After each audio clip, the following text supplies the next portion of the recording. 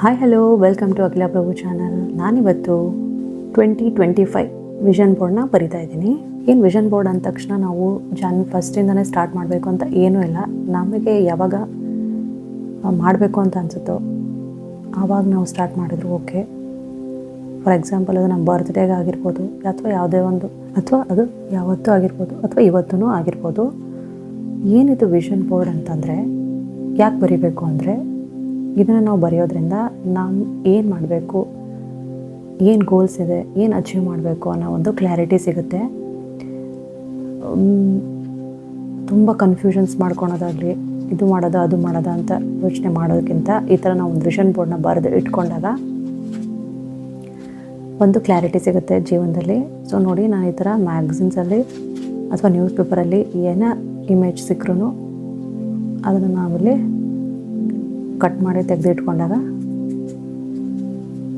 ಹಚ್ಕೊಳಕ್ಕೆ ಚೆನ್ನಾಗಿರುತ್ತೆ. ನೋಡಿ, ಇಲ್ಲಿ ಕ್ಯಾಂಡಲ್ ಹಚ್ತಾ ಇರೋದ್ರಿಂದ ನಾನಿಲ್ಲಿ ಕ್ಯಾಂಡಲ್ ಹಚ್ಚಿ ಸ್ಟಾರ್ಟ್ ಮಾಡ್ದಂಗೆ ಆಗುತ್ತೆ ಅಂತ ಹೇಳ್ಬಿಟ್ಟು ನಾನು ಇದನ್ನು ಹಚ್ತಾ ಇದ್ದೀನಿ ಇಲ್ಲಿ.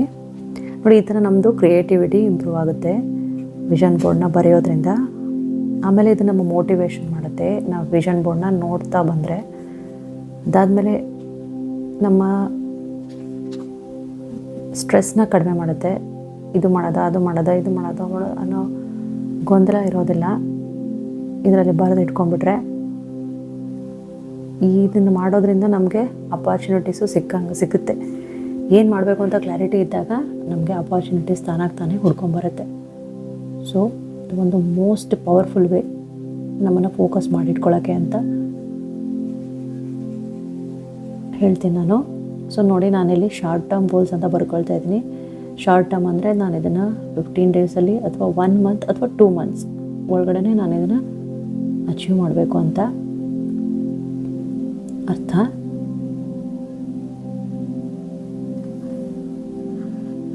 ಈ ಥರ ನಾವು ಡಿಸೈನ್ಸ್ನ ಮಾಡ್ತಾ ಅಂದರೆ ನಮ್ಮ ಕ್ರಿಯೇಟಿವಿಟಿ, ಥಿಂಕಿಂಗ್ ಎಬಿಲಿಟಿ ಎಲ್ಲನೂ ಜಾಸ್ತಿ ಆಗುತ್ತೆ. ಸೊ ನಾನಿಲ್ಲಿ ಫಸ್ಟಿಗೆ ಬರ್ಕೊಳ್ತಾ ಇದ್ದೀನಿ ಬೀಯಿಂಗ್ ಪ್ರೊಡಕ್ಟಿವ್ ಅಂತ. ಯಾವುದೇ ರೀತಿ ಖಾಲಿ ಕೂತ್ಕೊಂಡು ಟೈಮ್ ವೇಸ್ಟ್ ಮಾಡದೆ ಯಾವಾಗಲೂ ಒಂದು ಸ್ವಲ್ಪ ಪ್ರೊಡಕ್ಟಿವ್ ಆಗಿ ಕೆಲಸ ಮಾಡಬೇಕು ಅಂತ ಬರ್ಕೊಳ್ತಾ ಇದ್ದೀನಿ. ನೆಕ್ಸ್ಟು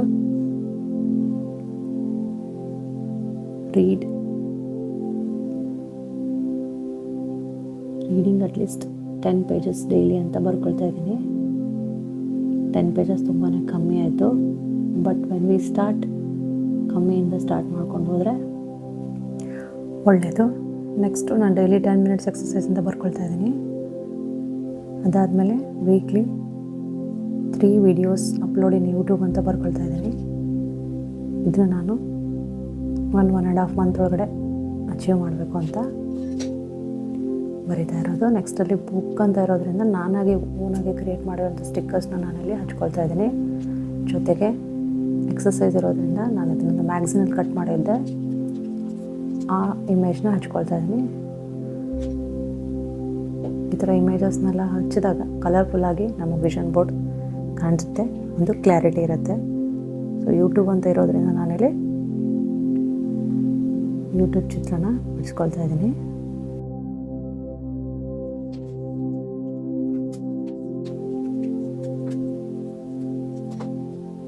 ನೆಕ್ಸ್ಟು ಬೆಡ್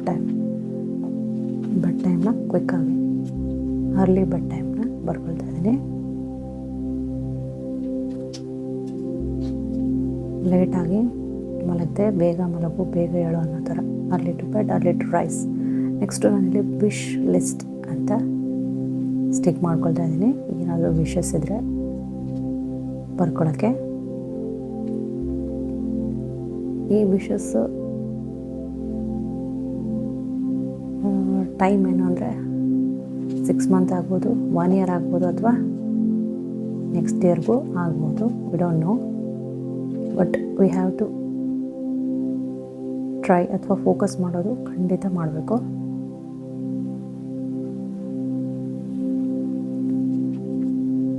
ನಾನು ಮುಂಚೆಯಲ್ಲಿ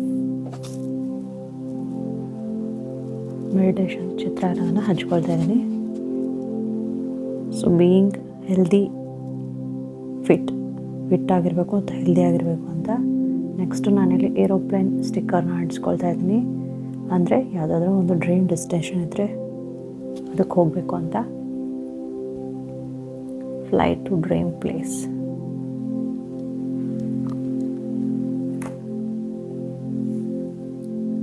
ಏನೇ ಆಗಿರ್ಬೋದು ನಿಮ್ಮ ಆಸೆಗಳನ್ನ ಬರೆದು ಇಟ್ಕೊಳ್ಳಿ. ನೋಡಿ ಅಲ್ಲಿ ಒಂದಿಷ್ಟು ಪ್ಲೇಸಸ್ ಇರೋ ಮ್ಯಾಗ್ಝಿನಲ್ಲಿ ಕಟ್ ಮಾಡಿರೋ ಪಿಕ್ಚರ್ನ ಹಚ್ಕೊಳ್ತಾ ಇದ್ದೀನಿ. ಇದರೊಳಗಡೆ ನಾನು ವಿಶಸ್ ಬರಿತಾ ಇದ್ದೀನಿ. Buying gold, helping poor by my own money, ನನ್ನ ಸ್ವಂತ ದುಡ್ಡಲ್ಲಿ ಪೂರ್ ಪೀಪಲ್ಗೆ ಹೆಲ್ಪ್ ಮಾಡೋದು ಅಂತ. Earn quite good money from YouTube ಅಂತ ಬರ್ಕೊಳ್ತಾ ಇದ್ದೀನಿ. ಆಮೇಲೆ doing more art and craft videos,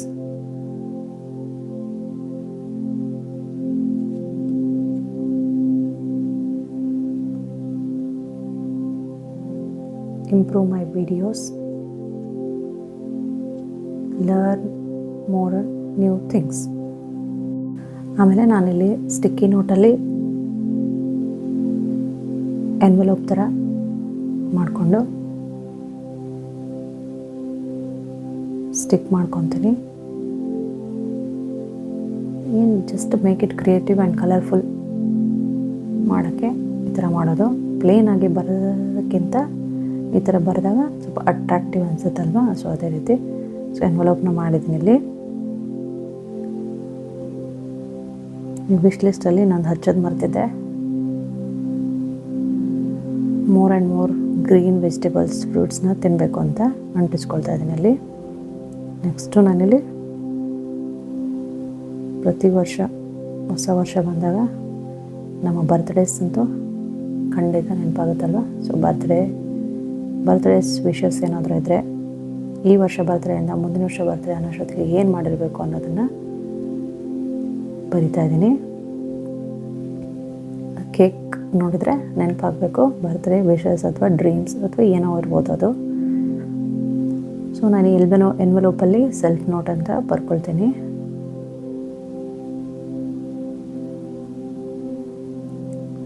ನನಗೆ ನಾನೇ ಹೇಳ್ಕೊಳೋದು ಏನು, always B away from negative people. ಯಾವಾಗಲೂ ಅಷ್ಟೇ ನೆಗೆಟಿವ್ ಪೀಪಲಿಂದ ಆದಷ್ಟು ದೂರ ಇದ್ದರೆ ಒಳ್ಳೆಯದು. ಥಿಂಕ್ ಪಾಸಿಟಿವ್ ಅಂತ ಬರ್ಕೊಂಡೆ. ನೆಕ್ಸ್ಟ್ ಇಲ್ಲಿ ಬಿ ಗ್ರ್ಯಾಟಿಟ್ಯೂಡ್ ಆಲ್ವೇಸ್, ಯಾವಾಗಲೂ ಗ್ರ್ಯಾಟಿಟ್ಯೂಡ್ ಆಗಿರಬೇಕು ನಾವು ಪ್ರತಿಯೊಂದು ವಿಷಯಕ್ಕೂ. ಸೊ ನಾನಿಲ್ಲಿ ನನ್ನ videos art and craft videos recycle reuse ಅಂಥದನ್ನು ಮೋಸ್ಟ್ ಕ್ರಿಯೇಟ್ ಮಾಡಬೇಕು ಅಂತ ನಾನಲ್ಲಿ ರೀಸೈಕಲ್ ಕ್ರಾಫ್ಟಿ ಕ್ರಿಯೇಷನ್ ಅಂತ ಬರ್ಕೊಳ್ತಾ ಇದ್ದೀನಿ. That is my goal, recycle reuse. Next ಇಲ್ಲಿ ಶಾಪ್ ಲೆಸ್ ಅಂತ ಬರಿತಾ ಇದ್ದೀನಿ, ತುಂಬ ಜಾಸ್ತಿ ದುಡ್ಡು ವೇಸ್ಟ್ ಮಾಡಬಾರ್ದು ಅಂತ. ನೆಕ್ಸ್ಟ್ ಇಲ್ಲಿ being always social, making more friends ಅನ್ನೋದಕ್ಕೆ ಸಿಂಪಲೈಸ್ ಆಗಿ ಆ ಚಿತ್ರನ ಹಚ್ಕೊಳ್ತಾ ಇದ್ದೀನಿ.